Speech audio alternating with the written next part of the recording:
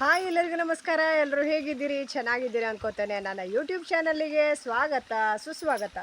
ಇವತ್ತು ಒಂದು ಹೊಸದೊಂದು ನಿಮಗೆ ಒಂದು ಇಂಪಾರ್ಟೆಂಟ್ ವಿಷಯವನ್ನು ಹೇಳೋಣ ಅಂತ ಬಂದಿದ್ದೇನೆ. ಇನ್ನೊಂದು ಬೆಳೆ, ಇನ್ನೊಂದು ಹಣ್ಣು, ಅದರ ಬಗ್ಗೆ, ಅದರ ವಿಶೇಷತೆ, ಅದರಿಂದ ಏನು ಉಪಯೋಗ ಇದೆ ಅಂತೆಲ್ಲ ಈಗ ತಿಳ್ಕೊತೀರ. Let's go. ನಾನಿವತ್ತು ನಿಮಗೆ ಒಂದು ಅಂಜೂರದ ವಿಷಯವನ್ನು ಹೇಳ್ತಾ ಇದ್ದೇನೆ. ಅಂಜೂರದಿಂದ ಏನೇನು ಪ್ರಯೋಜನ ಇದೆ. ಅಂಜೂರದ ದೊಡ್ಡ ಮರವೇ ಇದೆ ನಮ್ಮ ಮನೆಯಲ್ಲಿ. ನನ್ನ ಮಾವ ತುಂಬ ವರ್ಷದ ಹಿಂದೆ ಈ ಮರವನ್ನು ನೆಟ್ಟು ಅದಕ್ಕೆ ಪಾಲನೆ ಪೋಷಣೆ ಮಾಡಿ ದೊಡ್ಡ ಮರವನ್ನಾಗಿ ಮಾಡಿದ್ದಾರೆ. ತುಂಬ ಹಣ್ಣುಗಳಾಗತ್ತೆ ಇದರಲ್ಲಿ. ಆ ಅಂಜೂರ ಆರೋಗ್ಯಕ್ಕೆ ತುಂಬಾ ಒಳ್ಳೆಯದು. ಎಷ್ಟು ಒಳ್ಳೆಯದು. ನಾವು ಪೇಟೆಯಲ್ಲಿ ತೊಗೊಂಡು ತಿಂತೇವೆ, ಮಾರುಕಟ್ಟೆಗೆಲ್ಲ ಬರುತ್ತೆ ಒಣಗಿದ ಅಂಜೂರ, ಅದನ್ನು ತೊಗೊಂಡು ತಿಂತೇವೆ. ತುಂಬ ದುಬಾರಿ ಇರುತ್ತೆ ಅದು.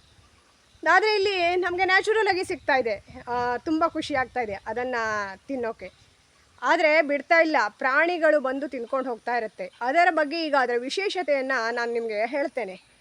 ನೋಡಿ, ಈ ಮರಕ್ಕೆ ಎಷ್ಟು ವರ್ಷ ಆಗಿರಬಹುದು? ಒಂದು 40 ವರ್ಷದ ಮರ. 40 ಹೆಚ್ಚು ಕಮ್ಮಿ ಒಂದು 50 ವರ್ಷ ಅಂತೂ ಆಗಿರಬಹುದು. ತುಂಬ ದೊಡ್ಡದಾಗಿ ಬೆಳ್ಕೊಂಡಿದೆ. ಎಷ್ಟು ದೊಡ್ಡದಾಗಿದೆ ಅಂದರೆ ಸಿಕ್ಕಾಪಟ್ಟೆ ದೊಡ್ಡ ಮರ. ತುಂಬ ಹಣ್ಣುಗಳಾಗತ್ತೆ ಇದರಲ್ಲಿ. ಎಲ್ಲ ಚಿಕ್ಕ ಚಿಕ್ಕ ಟಿಸಿಲಿಗೆಲ್ಲ ಅಂಜೂರದ ಕಾಯಿಗಳನ್ನು ನೋಡಿ ಎಷ್ಟಾಗಿದೆ ಅಂತ. ಸಿಕ್ಕಾಪಟ್ಟೆ ಅಂಜೂರದ ಕಾಯಿ ಆಗಿದೆ. ಇದು ರೆಡ್ ಕಲರ್ ಹಣ್ಣಾಗತ್ತೆ. ಹಳ್ಳಿಯಲ್ಲಿ ಸಿಗುವಂಥವು ನ್ಯಾಚುರಲ್ ಆಗಿ ಇದೆಲ್ಲ ಸಿಗತ್ತೆ. ಹಣ್ಣು ಯಾವ ಕಲರ್ ಆಗುತ್ತೆ? ಈ ರೆಡ್ ಕಲರ್ ಆಗುತ್ತೆ. ಸಿಪ್ಪೆ ಬಿಡ್ಸಕ್ಕೆ ಬರುತ್ತೆ. ತುಂಬ ಚೆನ್ನಾಗಾಗತ್ತೆ. ಒಳಗೆ ಬೀಜ, ಚಿಕ್ಕ ಬೀಜ ಥರ ಇರುತ್ತೆ. ತಿನ್ನೋದಕ್ಕೆ ಬಹಳ ರುಚಿ. ಸಕ್ಕರೆ ಥರ ಇರುತ್ತೆ, ಸಕ್ಕರೆ ಥರ. ಅಷ್ಟು ಚೆನ್ನಾಗಿರುತ್ತೆ ಇದು ಬಹಳಷ್ಟು ರುಚಿ. ಇದನ್ನು ಒಣಗಿಸಿ ಮಾರುಕಟ್ಟೆಗೆ ತರ್ತಾರಲ್ಲ, ಅತ್ತಿ ಹಣ್ಣು ಅಂತ ಕರೀತಾರೆ ಇದಕ್ಕೆ. ಇದು ಯಾವ ಟೈಮಲ್ಲಿ ತಿಂದರೂ ಒಳ್ಳೆ ಆರೋಗ್ಯಕ್ಕೆ ಒಳ್ಳೆಯದು. ಒಣಗಿಸಿ ಕೂಡ ತಿನ್ನಬಹುದು ಇದನ್ನು. ಹಣ್ಣುಗಳ ವಿಚಾರ ವಿಭಿನ್ನ. ಅದರಲ್ಲಿ ಇದು ಒಂದು ಹಣ್ಣು.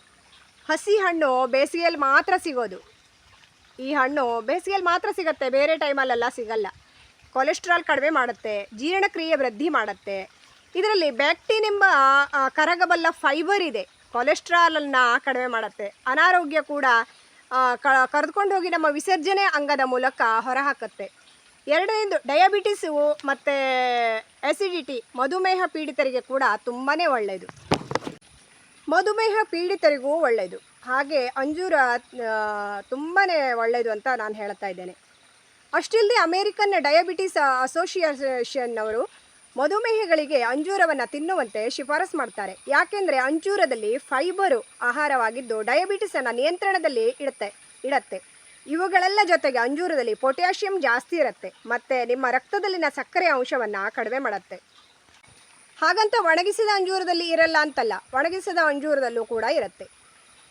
ಮೂಳೆಗಳ ಆರೋಗ್ಯಕ್ಕೆ ತುಂಬಾ ಒಳ್ಳೆಯದು. ಮೂಳೆಗಳ ಪೋಷಣೆ ಮಾಡುವ ಅಲ್ಲಿ ಕ್ಯಾಲ್ಸಿಯಮ್ಮು ಸಿಕ್ಕರೆ ಮೂಳೆಗಳು ಗಟ್ಟಿಯಾಗ್ತಾ ಹೋಗುತ್ತೆ.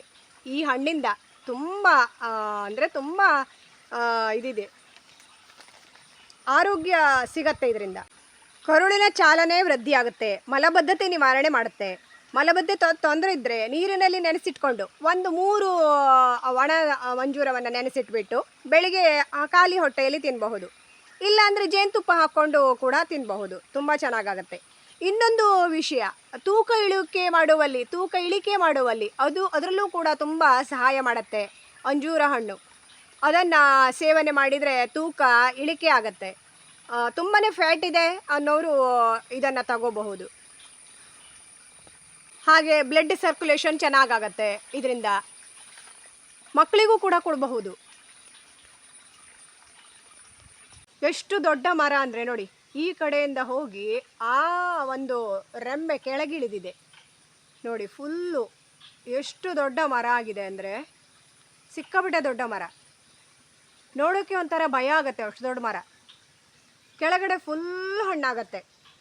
ಕೆಳಗಡೆ ಅಂದರೆ ಮೇಲ್ಗಡೆ ಹಣ್ಣಾಗಲ್ಲ, ಅದಕ್ಕೆ ಆಗೋದೇ ಕೆಳಗಡೆ. ಒಂದೊಂದು ಬೇರಿಗೂ ಗೊಂಚಲು ಥರ ಹಣ್ಣಾಗತ್ತೆ. ಫುಲ್ ಹಣ್ಣಾಗತ್ತೆ ಇದಕ್ಕೆ. ಮಂಗಗಳು ಬಿಡೋದಿಲ್ಲ ಇದನ್ನು. ಹಣ್ಣಾದ ತಕ್ಷಣ ತಿನ್ನೋದು, ಹಣ್ಣಾಗಕ್ಕೆ ಬಿಡಲ್ಲ.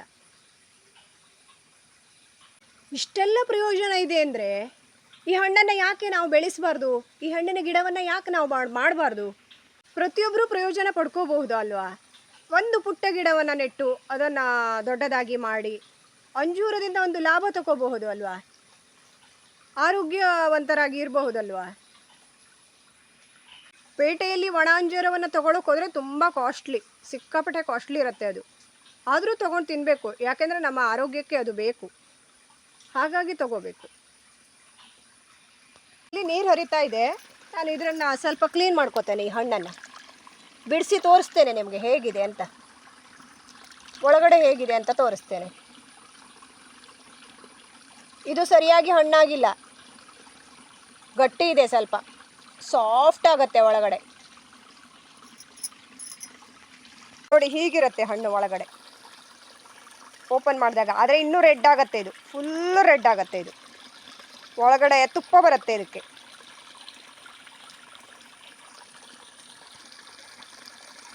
ಬೀಜ ನೋಡಿ ಹೇಗಿದೆ ಅಂತ, ಸ್ವಲ್ಪ ತಿಂದು ತೋರಿಸ್ತೇನೆ.